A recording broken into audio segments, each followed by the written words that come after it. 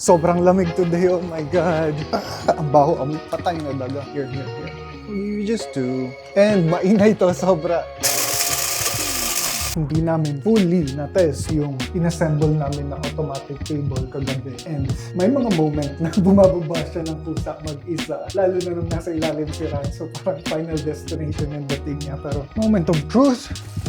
Oh my God, okay. Nag-start na siya mag-filter. Maghahakot pa ulit kami ng mga gamit from Port Moody papuntang downtown Vancouver. Pero for now, kakain muna kami sa mall. Medyo, I think 1 week din kami nagstay dun sa downtown. And so, hindi kami nakalabas-labas dito sa Port Moody. And ito na rin yung mga last few days namin dito na mag-stay. And kailangan ko ng, hindi tong halaman na fake na yan. Itong, ano nga bang tawag dito? Oh my God. Dadalhin ko na to sa Seymour. Kasi medyo madilim yung mga shots ko doon, lalo na pag nandun sa kusina. Ito pa yung mga damit na kailangan namin dalhin. Actually, medyo marami pa pala. Mga nakahanger na lang naman. And yung mga iba na nandito. Ang ganda ng araw today. Mamimiss ko to. Mamimiss ko yung mga bear, yung mga deers na lagi namin nasasalubong dito. Actually, hindi masyado yung bear kasi nakakatakot siya minsan.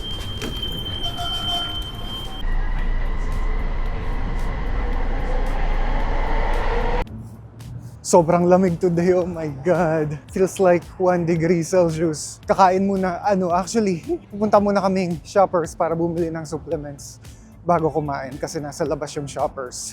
3 lang yung kailangan ko and nakuha ko na yung 2. Hindi ko mahanap yung creatine. Okay, inom mo na habang nagpapakita, bro. Okay, sige.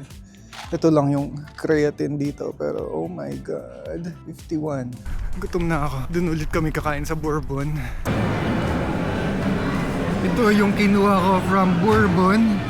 Corn, beans, chow mein, and Bourbon pork. Parang usually broccoli yung kinukuha ko pero natakam ako sa beans.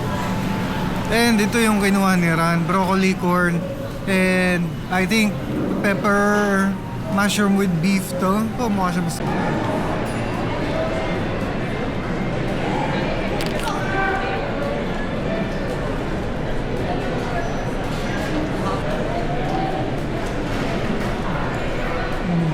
Ngayon ko lang nakita na ganito karami yung tao sa Coquitlam Center. Usually hindi to dinadagsa. Hindi kompleto ang visit natin. Yeah. Hindi makukompleto yung Coquitlam Center visit natin kung hindi tayo dadaan dito sa TNT. Punta lang ako dun sa area na may mga Pinoy desserts. And kutsinta, pichi-pichi, sapin-sapin. Oh my God, tingnan nyo itong rice cake na to. Ang cute niya. Okay, sobrang crowded, mahirap gumalaw. Pero hindi na namin kinuha yung sapin-sapin. Ito na lang assorted na cheesecakes. Raspberry, strawberry, chocolate at New York cheesecake. Mag-window shopping lang kami saglit dito sa Walmart para makahanap ng water filter kasi hindi masarap yung lasa ng tubig sa condo. Hindi katulad nung lasa ng tubig dun sa Port Moody na ang fresh. And lahat ng karamihan ng mga tao dito umiinom lang galing sa gripo. Which usually removes more contaminants, including total dissolved solids, 24, compared to standard Brita filters. 97. Ito yung mga pinamili namin sa Walmart plus yung Brita. What's this? Ooh, $10 isa? No. Then this is sex bomb. Sex bomb. $9. Ang sex bomb, bath bomb, $9. No, ang mahal. No. Low-bat na yung microphone ko pero nandito pa rin kami sa loob ng mall. Ngayon namin titikman tong assorted na cheesecake.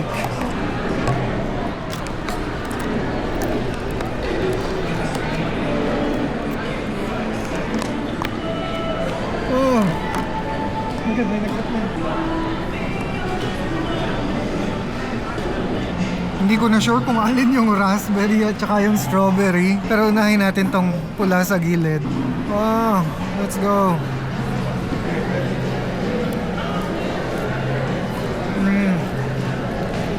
Hindi ko alam kung strawberry ba yun o raspberry. Weird, pero yung chocolate cheesecake lang yung malasahan ko na iba. Yung tatlo, pati yung New York cheesecake, same sila ng lasa lahat.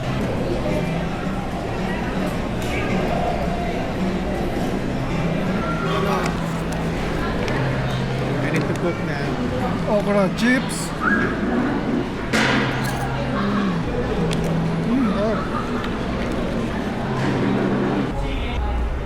What are you doing there? Do you want treat? Do you think it's time for treats? Yeah? Come, treats! Let's go!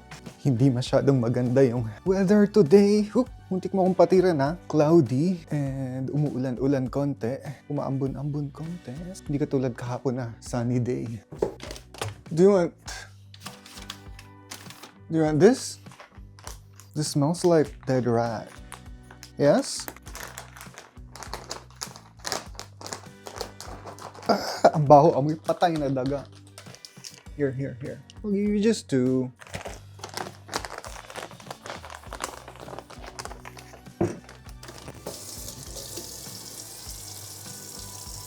What are you looking at? What are you looking at? Bears? Kailangan ko na rin ubusin yung coffee beans namin kasi wala kaming grinder dun sa Seymour. So, ngayon meron pa kaming. Hindi naman na ganun karami. And I think isang timplahan na lang rin to. Konti na lang siya.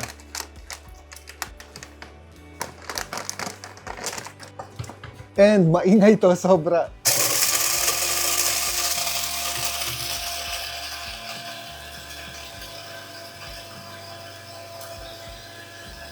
Okay. Ooh, very nice. I think 1, 2, siguro mga apat na servings pa to. 4 hanggang 6 na servings. So, yan siya. Ang ganda niya. Moist yung coffee beans niya.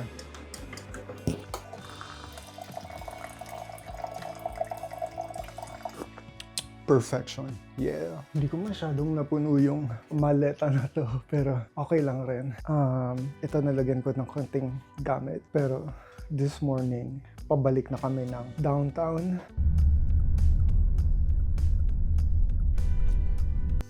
Home, sweet new home. May amoy siya na I think galing sa barnes nitong mga wood. Parang last time na dumadating ako dito, wala siyang distinct na amoy. Ngayon, every time na papasok ako, may naamoy na ako and para siyang aroma na kahoy tapos binarnes.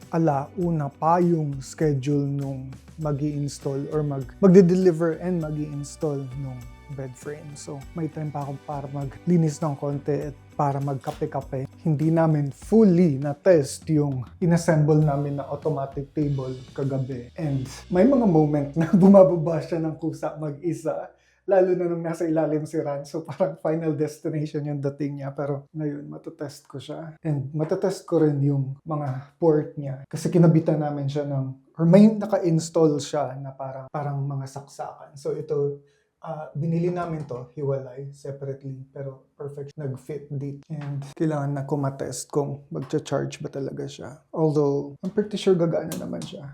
Automatic charge siya. Ngayon, mababa siya. Pero itataas ko siya kasi wala pa kaming upuan. This week dadating yung upuan. So, nakatayo lang ako habang mag-edit dito. Perfection. Ito-test ko rin yung nabili namin na water filter. Wait lang. Parang lalong dumilim. Wait. Binili namin to kahapon sa Walmart. And hindi kasi... Oh, holy fuck. Holy shit. Hindi gusto ni Ran yung lasa ng tubig dito sa condo. So, sana gumana to. Ito-test ko rin to today. Pero bago ang lahat, gusto ko muna magkape para masubukan na rin tong French press na to. Kaso, dito ako sa kawali magpapakulo ng tubig. Dahil wala pa kaming ibang gamit dito sa bahay na to. Kailangan ko lang mahanap kung saan ko nasiksik yung coffee na dala ko galing Port Moody. Oh my God. I'm so excited na nandito na to. Minsan, maliwanag yung room, pero minsan parang ang awkward pa rin ng lighting. Let's go. Okay. Oh my God, paano ko... Oh, no. I think mas okay kung dito siya sa lababo. Kung dito siya sa lababo matatapon sa dito. Oh my God. Feeling ko maraming tubig ang masasayang. Pero wala tayong choice. Let's go. Oh my God, ayun na ba sinasabi ko? Okay, hindi ko rin alam kung tama ba yung sukat ng tubig na nilagay ko sa French press dahil mukha siya madami. Pero okay lang, I think solid to. So iwanan lang natin to ng mga 4 minutes, tapos okay. Meron na rin akong sugar, nakapagdala na rin ako ng, well, hindi siya sugar, stevia siya, pero matamis din siya. Okay, I think ready na to. Okay, medyo dark siya than usual. Medyo dark siya than yung usual na gusto ko. Pero, yun nga, hindi ko natansya talaga yung water. Sana sumakto siya sa baso. I think sasakto naman siya. That is perfection. Sakto siya. Tama lang. Lagyan ko lang ng stevia. So, I think mga 1 buwan ko nang ginagamit tong stevia na to. Since nag-stop ako ng erythritol.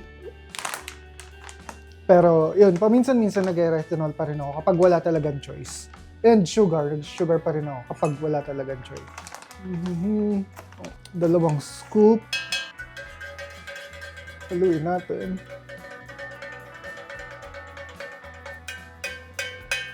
Perfection. Okay, akala namin yung pinaakyat namin kanina na nag-buzz in, yung mag-i-install at saka magde-deliver ng higaan, yung DHL pala na nag-deliver ng NBI clearance namin, which is really nice. Hello. Oh, hello. Hi there. Hi. Come in. Where are we going? Over here. Heading as well? Yeah.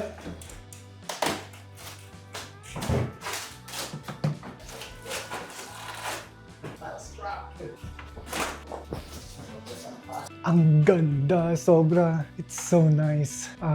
Finally, meron na kaming bed frame.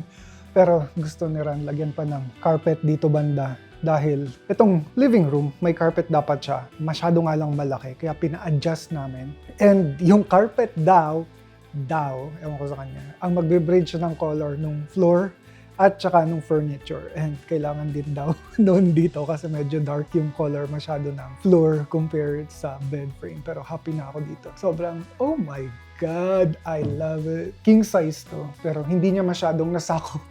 Hindi niya nasakop yung buong room. May konti pa siyang space dito at may konti pa siyang space dito. Oras na para buksan natin tong zero water filtration system. Pero para lang siyang pitchel na aalisin yung parang mga latak-latak dun sa tubig. Actually, ako okay lang sa akin yung lasa ng tubig dito sa condo. Si Ran, ayaw niya, hindi niya matiis. Sanay kasi kami sa lasa nung tubig galing dun sa Port Moody at saka sa terrace na parang ang fresh talaga nung lasa na parang newly melted snow. Yun yung description nila dun sa tubig sa terrace. And so merong quick guide na alam ko hindi ko papansinin ngayon. Pero dahil medyo bobo ako, maya-maya pag hindi ko ma-figure out kung paano to gagana on my own, kakailanganin ko yung quick guide. Pero mukha naman siyang straightforward.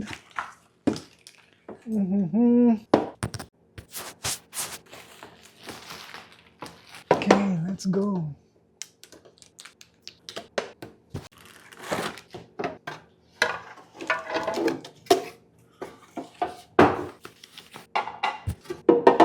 Okay, ngayon pa lang nalilito na ako. Pero hugasan muna natin to. Yes.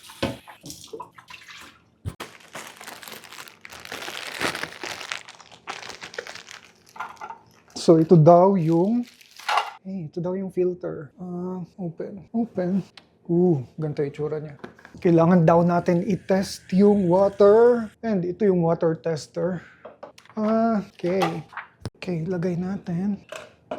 Hindi ko alam kung gaano katagal siyang iiwan doon. Wait. Okay.